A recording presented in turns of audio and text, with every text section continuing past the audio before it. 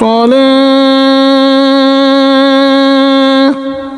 حي اذان سنی تو اس نے اپنا سارا کام وہیں چھوڑ دیا اور نماز کے لیے جانے لگا۔ اس کے سیٹھ نے اسے یوں کام چھوڑ کر جاتے دیکھا تو بولا کہ ارے بھائی کہاں جا رہے ہو؟ نوجوان ملازم نے جواب دیا کہ جی استاد جی نماز کا ٹائم ہو گیا ہے اس لیے میں نماز ادا کرنے جا رہا ہوں۔ یہ سنتے ہی اس کا مالک غصے میں آ گیا، کہنے لگا کہ تم نے یہ تو روز کا معمول بنا رکھا ہے، روزانہ کام چھوڑ کر نماز کے لیے چلے جاتے ہو، تمہیں پیسے میں کام کرنے کے دیتا ہوں، نماز پڑھنے کہ نہیں۔ ملازم نے بڑے ہی ادب اور شرافت سے جواب دیا کہ استاد جی لیکن نماز بھی تو ضروری ہے، اسے بھی تو قضا نہیں کیا جا سکتا۔ اس کا مالک اب اور بھی زیادہ غصے میں آ گیا اور بولا کہ میاں اگر یہاں نوکری کرنی ہے تو مجھے تو کام چاہیے، اگر نماز پڑھنے کا زیادہ ہی شوق ہے تو جا کر کسی مسجد میں پناہ لو اور نوکری چھوڑ دو۔ اب نوجوان سوچ میں پڑ گیا کہ اب یا تو اس کی نوکری جائے گی یا پھر نماز قضا ہوگی۔ اس نے تیار کر لیا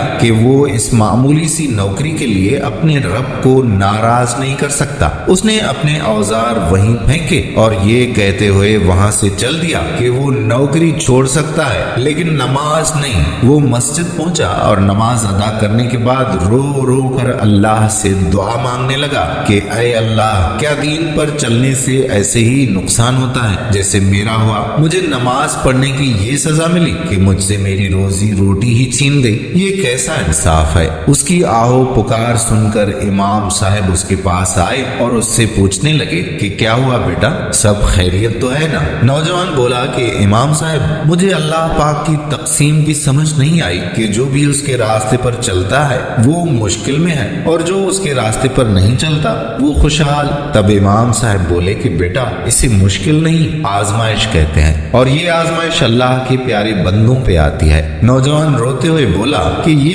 کیسا انصاف ہے امام صاحب؟ امام صاحب اسے دلاسا دیتے ہوئے بولے بیٹا صبر کر لو، اللہ کی لاٹھی بے آواز ہے، اس کے ہاں دیر ہے اندھیر نہیں، وہ تمہارے ساتھ ضرور انصاف کرے گا۔ ادھر دوسری طرف اس کا سیٹھ اپنے نئے آنے والے ملازم کی بھی ڈانٹ ڈپٹ کر رہا تھا کہ تم کیا نحوست ہو، اتنا سست کام کیوں کرتے ہو، تھوڑا جلدی کام چلاؤ، اور بھی کام ابھی باقی ہے۔ یہ سن کر نئے آنے والے ملازم نے بھی اسے اسی لہجے میں جواب دیا استاد جی مجھے تو اتنا ہی کام آتا ہے، کروانا ہے تو کروائیں ورنہ میں جا رہا ہوں، یہاں اور بھی کافی دکانیں ہیں، میں کہیں اور کام کر لوں گا۔ یہ کہتے ہوئے وہ بھی اس کی نوکری کو لات مار کر وہاں سے چلا گیا۔ تبھی سیٹھ کا دوست وہاں آن پہنچا اور کہنے لگا کہ کیا ہوا، اس بیچارے پر اتنا غصہ کیوں کر رہے ہو؟ سیٹھ کہنے لگا کہ تم نہیں جانتے ان ملازموں کو، یہ بہت کام چور ہو گیا ہے، انہوں نے تو میرا جینا محال کر دیا ہے، پچھلے چند دنوں سے اتنی کمائی بھی نہیں ہوئی کہ دکان کا پورا نظام کر سکوں۔ اس کا دوست اسے دلاسا دیتے ہوئے بولا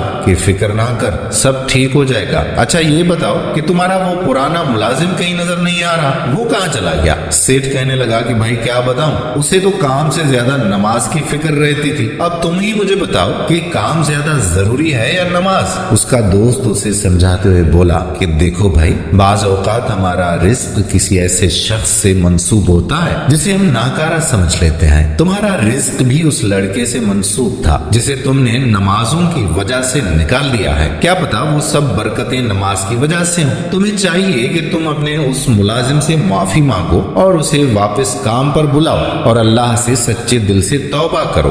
میرے پیارے دوستو، نماز سے نہ صرف ہمارے رزق میں بلکہ ہماری عمر میں بھی برکتیں آتی ہیں، ہمیں بظاہر وہ برکتیں نظر نہیں آتی لیکن وہ موجود ہوتی ہیں، ہمیں ان کا اس وقت اندازہ ہوتا ہے جب ہم نماز سے دوری اختیار کرتے ہیں۔ اللہ سے دعا ہے کہ اللہ پاک ہم سب کو نماز پڑھنے کی توفیق عطا فرمائے، آمین۔